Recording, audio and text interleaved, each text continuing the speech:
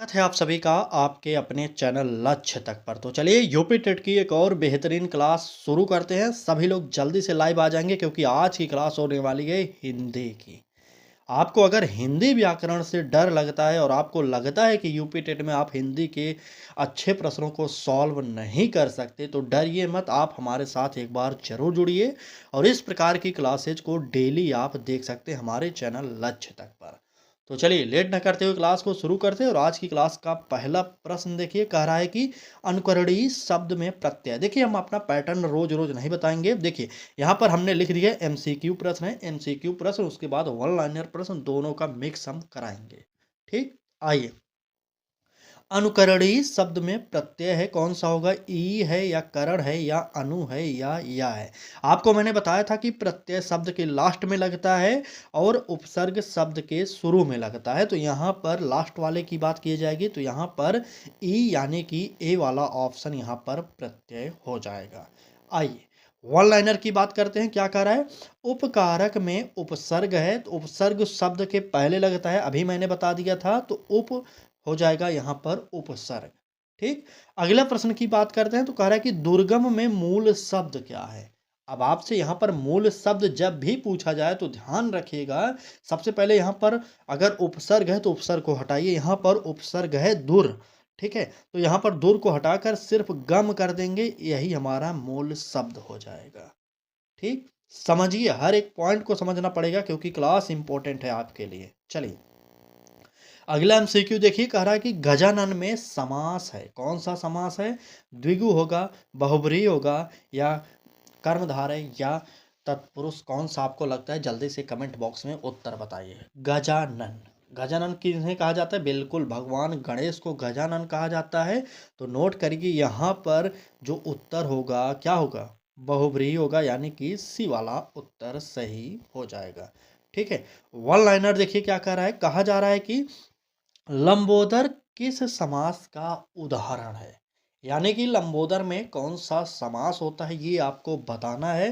तो नोट करिए, लंबोदर भी क्या होता है? बहुब्रीहि होगा, क्योंकि लंबोदर जो शब्द है ये भी हमारा किसका है? बिल्कुल भगवान गणेश का ही रूप है। अगला प्रश्न देखिए, कह रहा है कि जन कल्याण में समास है, तो जन कल्याण में समास होता है तत्पुरुष। नोट करिएगा, ठीक है, जन कल्याण में तत्पुरुष समास है। यहाँ पर इसको भी जानते रहिए और आगे बढ़िए। अगला प्रश्न देखिए, कह रहा है कि वह बहुत तेज बोलता है में बहुत क्या है? गुणवाचक विशेषण है, परिमाणवाचक विशेषण है, क्रिया विशेषण है, या संबंध बोधक है? फटाक से कमेंट करिए। हम आपको हिंदी व्याकरण के सभी टॉपिक डेली करा रहे हैं। अब आप हमारे साथ जुड़ जाइए। क्लास अच्छी लग रही हो तो लाइक कर दीजिए और चैनल को भी सब्सक्राइब करके बेल आइकन को ऑन करिए। और इस बार यूपी टेट में 110 प्लस टारगेट है हमारा और आप उसे अचीव करने में मेरी मदद करिए। ठीक है, चलिए उत्तर की बात करते हैं। तो यहाँ पर वह बहुत तेज बोलता है, इसमें जो होगा वह होगा क्रिया विशेषण। नोट करिएगा, यहाँ पर सी वाला उत्तर हमारा सही हो जाएगा। ठीक, अगला प्रश्न देखिए, कह रहा है कि प्रत्येक विद्यार्थी में विशेषण का प्रकार है। यानी कि प्रत्येक विद्यार्थी, इस शब्द में विशेषण कौन सा होगा ये आपको बताना है। चलिए बिल्कुल, देखिए वन लाइनर हम लगभग आपको आज की क्लास में लगभग समझ लीजिए कितने, 18 दूना 36, लगभग 36 वन लाइनर कराएंगे और 18 से 20 प्रश्न एमसीक्यू, कुल मिलाकर 55 से 60 प्रश्न कराएंगे। पूरी क्लास को देखना है आपको, ठीक है। बात करेंगे प्रश्न के उत्तर पे। तो प्रत्येक विद्यार्थी में जो क्या होगा? विशेषण होगा, वह क्या होगा? नोट करिए, सार्वनामिक विशेषण।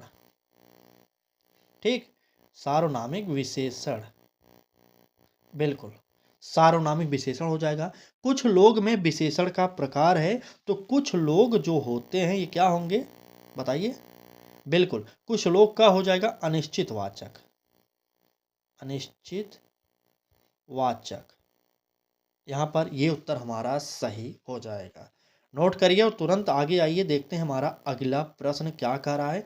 यदि तुम पढ़ोगे तो सफल होंगे, यह वाक्य है। क्या वाक्य है? सरल है, संयुक्त है, मिश्र है, या विस्मयादि बोधक है? फटाक से कमेंट करिए, यदि तुम पढ़ोगे तो सफल होगे। यह क्या है? चलिए, प्रश्न संख्या 4 का उत्तर फटाक से बताइए। बिल्कुल सही, ये प्रश्न हमने शायद पहले कराया है। इसका उत्तर जो होगा मिश्र वाक्य है, नोट कर लीजिए। यहाँ पर सी वाला ऑप्शन बिल्कुल सही हो जाएगा।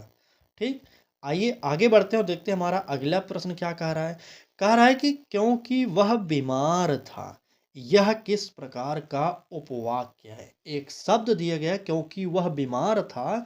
यह पूछा जा रहा है कि किस प्रकार का उपवाक्य है। आप क्या बता रहे हैं, जल्दी से बताइए।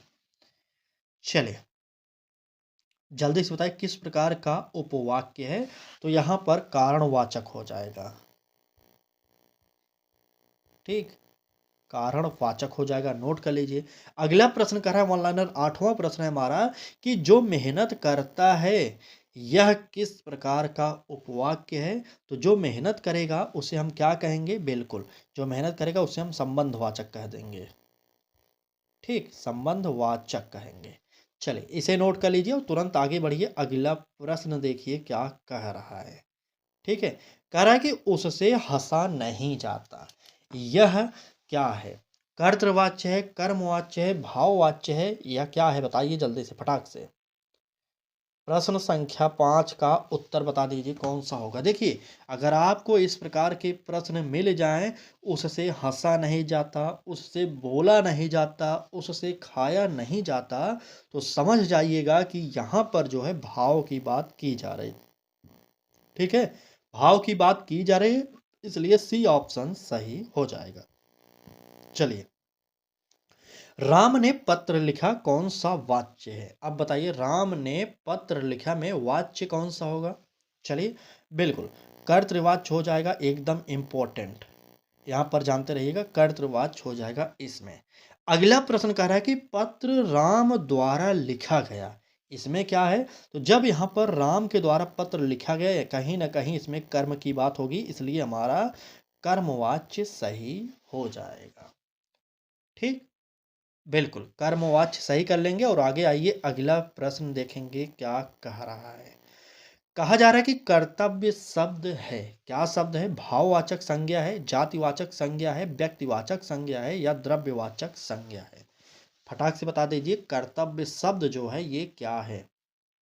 चलिए, प्रश्न संख्या 6, कर्तव्य शब्द क्या है? बिल्कुल बिल्कुल, यहाँ पर कुछ लोग भी दे रहे हैं भाई साहब। यहाँ पर कर्तव्य शब्द ये नहीं होगा, कर्तव्य शब्द होगा भाववाचक संज्ञा। ठीक है, कर्तव्य शब्द जो है ये भाववाचक संज्ञा हो जाएगा, नोट करिए। ए ऑप्शन यहाँ पर सही हो जाएगा। सोना किस प्रकार की संज्ञा है? अगर आपसे ये पूछा जाए तब आप क्या बताएंगे? जल्दी से कमेंट करिए। चलिए, सोना धातु किस प्रकार की संज्ञा होती है? तो ये होता है द्रव्यवाचक। ठीक, नोट कर लीजिएगा, द्रव्यवाचक संज्ञा। ठीक है, द्रव्यवाचक संज्ञा। चलिए, दिल्ली किस प्रकार की संज्ञा है? यहाँ पर स्पेशली एक ही नाम की बात की जा रही है, तो यहाँ पर जातिवाचक ना होकर के यहाँ पर व्यक्तिवाचक हो जाएगा। ठीक है, व्यक्तिवाचक संज्ञा हो जाएगा, नोट करिए और आगे बढ़िए। अगला प्रश्न देखते हैं क्या कह रहा है। पुत्री का बहुवचन है, क्या है? पुत्रियां हैं, पुत्रियों हैं, पुत्री है, पुत्रियां हैं।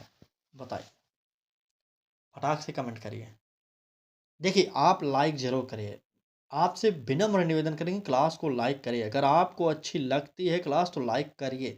आपके एक लाइक से यह क्लास कई लोगों तक पहुंच जाती है, क्योंकि यूट्यूब का एल्गोरिथम इसी पर कार्य करता है कि आप लाइक करेंगे तो यूट्यूब समझेगा हाँ क्लास अच्छी है, तब वह अधिक से अधिक लोगों तक भेजता है। और आपको जब फ्री शिक्षा प्रोवाइड की जा रही हमारे द्वारा, तो थोड़ा सा आप भी कुछ अपना योगदान करिए। ठीक है, कुछ भी नहीं करना तो सिर्फ लाइक करिए और कुछ भी मत करिए, पढ़िए, लाइक करके पढ़ते रहिए। ठीक है, यहाँ पर तो आपको पैसा भी नहीं देना है, सिर्फ पढ़ना है, तो पढ़िए भाई, डेली पढ़िए आप लोग। ठीक, बाकी आपकी इच्छा है। मेरा मैं तो चाहता हूँ कि अगर मैं कुछ मदद कर रहा हूँ लोगों की फ्री शिक्षा प्रोवाइड करके, थोड़ा सा आप अपना सहयोग उसमें ज़रूर करें। ठीक है, चलिए, जहां पर शेयर कर सकते हैं शेयर करिए, लाइक करिए। चलिए, बात करेंगे प्रश्न के उत्तर की। तो पुत्री का बहुवचन जो होता है वह होता है पुत्रियां, यानी कि ए ऑप्शन सही होगा। यहाँ पर ध्यान रखना, ए वाली पुत्रियां मत करिएगा भाई साहब, ये हमारा गलत हो जाएगा। छोटी ई रहना चाहिए वहां पर। ठीक है, चलिए बिल्कुल देखते हैं अगला प्रश्न। अगला प्रश्न कह रहा है कि लड़की का बहुवचन क्या है? बताइए। लड़की का बहुवचन तो लड़कियां हो जाएगा, नोट करिए। ठीक, लड़की का बहुवचन लड़कियां हो जाएगा। अगर आपसे पूछा जाए नदी का बहुवचन तो नदियां हो जाएगा। ये भी आप जान जाइए, बहुत ही इंपॉर्टेंट प्रश्न है यह। ठीक है, बिल्कुल नदियां बिल्कुल सही है। चलिए बात करेंगे अगले प्रश्न की। प्रश्न में कहा जा रहा है, देखिए कह रहा है कि सुरेश में कौन सी संधि है? आपको बताना है सुरेश में कौन सी संधि है। गुण है, यण है, दीर्घ है या वृद्धि है? फटाक से कमेंट करिए और सुरेश में कौन सी संधि है ये आपको कमेंट बॉक्स में बताना है फटाक से। चलिए बिल्कुल सुरधन एस हो जाएगा, बिल्कुल सुरधनीस, बिल्कुल संधि विच्छेद यही होगा, बिल्कुल सही है आप। तो यहाँ पर जो संधि होगी वह होगा दीर्घ संधि, यानी कि सी ऑप्शन सही हो जाएगा। ठीक, अगला प्रश्न की बात किया जाए लोकायत में कौन सी संधि है, तब आप क्या बताएंगे? लोकायत में कौन सी संधि हो जाएगी? तो बिल्कुल यहाँ पर वृद्धि संधि होगी। ठीक, नोट करिए, 1 मिनट पूरा काट दे रहे हैं तब। चलिए वृद्धि संधि नोट करिए। ठीक है, अगला प्रश्न देखिए 116वां नंबर का कह रहा है कि राजेंद्र का संधि विच्छेद कीजिए। तो राजेंद्र का संधि विच्छेद क्या करेंगे? राज धन इंद्र। ठीक, राजधन इंद्र यह हमारा राजेंद्र का संधि विच्छेद हो जाएगा। नोट कर लेंगे और तुरंत आगे आएंगे। अगला प्रश्न क्या कह रहा है? कह रहा है कि अल्पज्ञ का अर्थ है। अल्पज्ञ का क्या अर्थ है बताइए? अधिक जानने वाला, कम जानने वाला, न जानने वाला, विद्वान। विद्वान को नहीं कहेंगे भाई साहब, और ना जानेगा उसे भी हम अल्पज्ञ नहीं कहेंगे, अधिक जानेगा उसे भी अल्पज्ञ नहीं कह सकते हम। ठीक है, तब कहेंगे किसी अल्पज्ञ, मतलब कम जानने वाला, यानी कि बी ऑप्शन यहाँ पर सही हो जाएगा। ठीक, चलिए अगला प्रश्न देखिए। कह रहा है कि दुर्लभ का अर्थ है। दुर्लभ का अर्थ क्या होगा? फटाक से कमेंट करिए। बिल्कुल दुर्लभ का अर्थ होगा कठिन से मिलने वाला। ठीक, से मिलने वाला, नोट करिए। दुर्लभ का अर्थ जो होगा कठिन से मिलने वाला होगा। अगला प्रश्न कह रहा है कि सुदृढ़ का अर्थ क्या है? तो सुदृढ़ का अर्थ होता है मजबूत।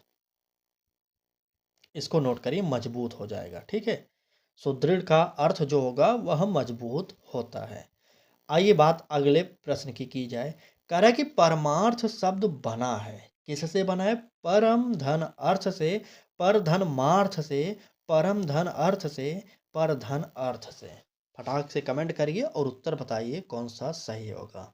प्रश्न संख्या 10 का उत्तर बिल्कुल परमार्थ, परम धन अर्थ, यानी कि परमार्थ यही सही होगा हमारा। ए वाला ऑप्शन नोट कर लीजिए, ए सही हो जाएगा। ठीक, चलिए महानुभाव का समास विग्रह कीजिए, जल्दी से बताइए। महानुभाव का समास विग्रह क्या होगा? तो नोट करिए, महान धन क्या होगा? बिल्कुल महान धन अनुभव होगा, अनुभाव होगा, बिल्कुल महान धन अनुभाव होगा। तो ये कुल मिलाकर शब्द होता है महानुभाव। यहाँ पर इसे जानते रहिए और आगे आइए। अगला प्रश्न देखिए। कहा जा रहा है कि राजमार्ग का समास विग्रह कीजिए। तब क्या कहेंगे? राजमार्ग मतलब राजा का मार्ग, लिख लीजिए राजा का मार्ग। ठीक है, इसे आप जानते रहिए। चलिए नेक्स्ट प्रश्न देखेंगे क्या कह रहा है हमारा। कहा जा रहा है कि जो सब में व्याप्त हो एक शब्द होगा। जो सब में व्याप्त हो उसके लिए हम एक शब्द क्या कहेंगे? सर्वव्यापी कहेंगे, सर्वज्ञ कहेंगे, सर्वहितकारी कहेंगे, सर्वसमर्थ कहेंगे, क्या कहेंगे? फटाक से कमेंट करिए प्रश्न संख्या 11 का उत्तर। चलिए जो सब में व्याप्त हो, तो नोट करिए प्रश्न संख्या 11 का उत्तर जो सब में व्याप्त हो उसे हम सर्वव्यापी कहेंगे। ए वाला उत्तर यहाँ पर सही होगा। ठीक, आइए अगला प्रश्न देखेंगे। कह रहा है कि जो कभी नष्ट ना हो उसे हम क्या कहेंगे? तो उसे हम कहेंगे अविनाशी। ठीक, उसे हम क्या कहेंगे? अविनाशी कहेंगे। इसे आप जानते रहिए। जो दूसरों का हित करे उसे हम क्या कहेंगे? तो बिल्कुल जो दूसरों को हित करे उसे हम परोपकारी कहेंगे। यहाँ पर ये भी इम्पोर्टेंट है आपके लिए। आगे बढ़ते हैं। हर एक प्रश्न इंपॉर्टेंट है, पूरी क्लास डेली देखिए भाई साहब, विनम्र निवेदन करें, आराम मत करिए। 24 घंटे में से 1 डेढ़ घंटे निकालिए, आधे घंटे की ये क्लास देखिए और आधे घंटे कम से कम किताबों को पढ़िए। ठीक है, क्योंकि समय आपको लग रहा है कि काफ़ी है आपके पास, लेकिन समय है नहीं आपके पास। ठीक है, बाकी जो लोग पढ़ रहे हैं उनको तो पता है, जो लोग नहीं पढ़ रहे हैं उनको तो अंतिम में पता चल ही जाएगा। ठीक, चलिए बात क्लास की करेंगे, क्योंकि यहाँ पर हम कोशिश यही करते हैं कि आपका एक भी सेकंड का टाइम वेस्ट ना होने पाए। ठीक है, इसलिए पॉइंट टू पॉइंट बात करते हैं। चलिए बात प्रश्न की जाए। कह रहा है कि कमल का पर्यायवाची नहीं है। कौन सा नहीं? पंकज, सरोज, नीरज, चंपा। चलिए फटाक से बताइए, कमल का पर्यायवाची कौन सा नहीं है? तो उसमें से कमल का पर्यायवाची 3 शब्द हैं, कौन कौन से? पंकज, सरोज और नीरज। इस ये जो है ये कमल के पर्यायवाची होते हैं। ठीक है, लेकिन यहाँ पर एक शब्द दिया गया है चंपा। चंपा में जो है ये हमारा कमल का पर्यायवाची ना होने के कारण यही उत्तर सही माना जाएगा। ठीक, बिल्कुल। डी ऑप्शन नोट कर लीजिए और आगे आइए। अगला प्रश्न देखिए, कह रहा है कि सूर्य का पर्याय है, तो सूर्य का पर्यायवाची क्या होगा? आदित्य होगा। ठीक है, देखिए पर्याय का मतलब आप समझिएगा पर्यायवाची से। ठीक है, ऐसा मत करिएगा कि पर्याय कोई नया शब्द आसमान से आया, बिल्कुल नहीं। पर्याय लिखा जाता है पेपरों में भी, पर्यायवाची होता है उसका। ठीक है, अगला प्रश्न देखिए, कह रहा है कि पृथ्वी का एक पर्याय लिखिए। तो पृथ्वी का एक पर्याय हम कुछ भी लिख सकते हैं, धरा लिख सकते हैं, धरती लिख सकते हैं, कुछ भी लिख सकते हैं। ठीक, चलिए धरा आप नोट कर लीजिए यहाँ पर। आगे आइए, अगला प्रश्न देखिए। प्रश्न में कहा जा रहा है उज्ज्वल का विलोम होगा। उज्ज्वल की विलोम की बात कर रहा है, तो धूमिल होगा, स्वच्छ होगा, निर्मल होगा या प्रकाश होगा? कौन सा उत्तर यहाँ पर सही होगा? चलिए फटाक से बताइए कि उज्ज्वल का विलोम होगा, क्या होगा उज्ज्वल का विलोम? प्रश्न संख्या 13। चलिए बिल्कुल सही, उज्ज्वल का विलोम जो होगा वह धूमिल होगा। आप लोग नोट करेंगे, ए वाला उत्तर सही होगा। ठीक है, अगला प्रश्न की बात किया जाए, 25वें नंबर का वन लाइनर है। क्या कह रहा है कि उदय का विलोम है। उदय का विलोम क्या होगा? बिल्कुल, उदय अस्त। ठीक है, उदय का विलोम अस्त होगा। अगर आपसे पूछा जाए सुख का विलोम क्या है, तो सुख का विलोम दुख होगा। ये भी आप नोट कर लीजिए। ठीक है, चलिए आगे आइए, देखते हैं अगला प्रश्न क्या कह रहा है। नाक कटना का अर्थ है घायल होना, अपमानित होना, मरना या रोना। चलिए नाक कटना का अर्थ क्या है? प्रश्न संख्या 14, बताइए। नाक कटना बिल्कुल अपमानित होना होगा। नाक कट जाती है ना, गांव में भी सुने होंगे, नाक कटा दिया आपने मेरा, ऐसा कहा जाता है ना, तो वहां पर अपमान होना हो जाएगा। ठीक, अगला प्रश्न देखिए, कह रहा है कि दांत खट्टे करना का अर्थ है। बताइए, दांत खट्टे करना का जो अर्थ होता है वह होता है पराजित करना। ठीक है, दांत खट्टा इसी के कारण होता है। कान भरना का जो अर्थ होता है वो क्या होगा? बताइए, कान भरने का अर्थ होता है भड़काना। इसको जानते रहेंगे आप लोग। ठीक, चलिए अगले प्रश्न को देखेंगे। अभी तक आपने 14 प्रश्न एमसीक्यू और 28 प्रश्न वन लाइनर पढ़ चुके हैं, यानी कि कुल मिलाकर कितने प्रश्न? एक मिनट, यहाँ पर 28 के 18 था, 14 28, बिल्कुल 28 प्रश्न। तो सोचिए आपको 42 प्रश्न प्रोवाइड कर दिए गए अभी तक। अभी क्लास में और भी प्रश्न है, पूरी क्लास को जरूर देखिएगा। अगर आपको भी इस प्रकार की क्लासेस डेली चाहिए तो चैनल को सब्सक्राइब कर लीजिए और डेली सुबह जुड़ जाइए हमारे साथ। ठीक, प्रश्न देखते हैं। कह रहा है कि मुझे पुस्तक दो, यहाँ मुझे है। ये शब्द क्या है? कर्ता कारक है, कर्म कारक है, संबंध कारक है, संप्रदान कारक है। बताइए, इसमें जो शब्द दिए हैं मुझे, वह क्या है? तो आप लोग बताएंगे। मुझे शब्द होगा संप्रदान कारक, यानी कि डी ऑप्शन सही हो जाएगा। ठीक, आइए अगला प्रश्न। में किस कारक का चिन्ह है? तो में जानते होंगे, बिल्कुल क्या होगा? अधिकरण कारक। में पे पर होता है ना, बिल्कुल अधिकरण कारक, ये जानते रहिए। अगला प्रश्न कह रहा है कि का, की, के, ये किस कारक का चिन्ह है? तो ये हो जाएगा संबंध कारक का। ठीक है, संबंध कारक, ये संबंध कारक का चिन्ह है। हमने आपको बताया था कि कारकों कारक के चिन्हों को एक बार याद कर लीजिए क्योंकि यहाँ से कई प्रश्न बनते हैं। ठीक। अगला प्रश्न कह रहा है कि चलना शब्द है किस प्रकार का? संज्ञा, क्रिया, विशेषण, सर्वनाम। क्या है चलना शब्द बताइए। प्रश्न संख्या 16। चलना शब्द है क्या है बताइए। बिल्कुल, चलना शब्द होता है क्रिया। यहाँ पर ये नोट करिए, बी वाला उत्तर सही हो जाएगा। ठीक है। वन लाइनर देखिए, कह रहा है कि चलना का धातु रूप क्या है बताइए। चलना का धातु रूप क्या है? तो बिल्कुल, चलना का धातु रूप होता है चल। ठीक है, बिल्कुल, चल हो जाएगा। अगर पूछा जाए कि गया किसका रूप है, गया रूप हो जाएगा जाने का। ठीक है, इसे भी जानते रहिए। आगे बढ़ते हैं, अगला प्रश्न देखते हैं। चलिए, 2-3 प्रश्न और है, देखिएगा पूरी क्लास। प्रश्न में कहा जा रहा है कि हम किस सर्व पुरुष का सर्वनाम है। हम शब्द जो है किस पुरुष का सर्वनाम है? उत्तम, मध्यम, अन्य, प्रथम। बताइए। उत्तम, मध्यम, अन्य, प्रथम। प्रश्न संख्या 17 बिल्कुल सही। यहाँ पर उत्तम पुरुष का हो जाएगा ये हमारा ए वाला उत्तर सही कर लीजिए। ठीक। तू किस पुरुष का सर्वनाम है? अगर ये पूछा जाए तो तू शब्द जो होता है ये मध्यम पुरुष का सर्वनाम है। ठीक है। अगला प्रश्न कह रहा है कि वे किस पुरुष का सर्वनाम है? तो अन्य पुरुष का सर्वनाम है। भाई, अब याद कर लो आप भी, लगातार आपको प्रैक्टिस कराते कराते तो ये सब एकदम जुबान पर हो चुका है मेरे। चलिए, अगला प्रश्न देखिए और आज की क्लास का आखिरी एमसीक्यू। ठीक। कहा जा रहा है कि रक्तचाप में कौन सा समास है? कर्मधारय होगा, तत्पुरुष होगा, द्वंद्व होगा, बहुव्रीहि होगा। कौन सा होगा? फटाक से बताइए। चलिए, रक्तचाप बिल्कुल सही। यहाँ पर रक्तचाप में जो शब्द होगा हमारा इसमें से बिल्कुल तत्पुरुष हो जाएगा। बी वाला उत्तर सही कर लेंगे आप लोग। ठीक है। वन लाइनर देख लीजिए एक बार फिर से। कह रहा है कि दशानन में कौन सा समास है? तो दशानन में क्या होगा? द्विगु समास हो जाएगा। इसको नोट करिए। अगला प्रश्न, नीलकंठ में कौन सा समास है? तो कर्मधारय हो जाएगा। कर्मधारय लिख लीजिएगा आप अच्छे से। ठीक है, कर्मधारय।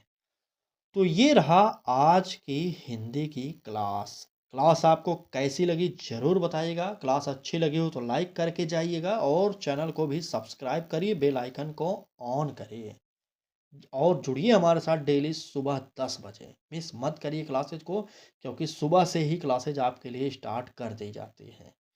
ठीक। तो चलिए, क्लास को यहीं पर समाप्त करते हैं। कल फिर मिलेंगे एक नए क्लास के साथ। तब तक के लिए धन्यवाद।